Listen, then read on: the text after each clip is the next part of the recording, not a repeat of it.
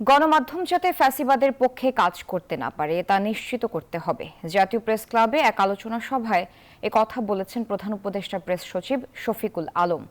গণমাধ্যমের ফ্যাসিবাদী বয়ান ফিরে দেখা 1 থেকে 36 জুলাই শীর্ষক এই আয়োজন করে ফ্যাসিবাদ মুক্ত গণমাধ্যম চাই নামে একটি সংগঠন। সভায় বক্তারা জুলাই গণ অভ্যুত্থানে বিভিন্ন সংবাদ মাধ্যমের ভূমিকা সমালোচনা করেন।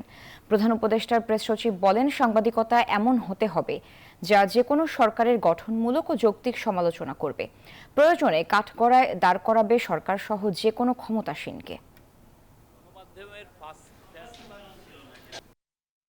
যেই ক্ষমতায় আসুক তার হয়ে জন্য কোনো সাংবাদিক দালালি করতে না হয়। এবং এই জন্য আমরা বারবার বলছি যে আমাদের ভুল ত্রুটি থাকলে এই গভর্নমেন্ট একটা এক্সাম্পল সেট করতে চাচ্ছে। আপনি আমার মিস্টেক থাকলে, আমার ভুল ত্রুটি থাকলে, আমার অন্যায় থাকলে আপনি জোর গলায় বলেন, জোর কলমে লেখেন, আমাদেরকে দেখিয়ে দেন যে না আপনার এখানে ভুল হচ্ছে। সাংবাদিকতা এটা হওয়া উচিত।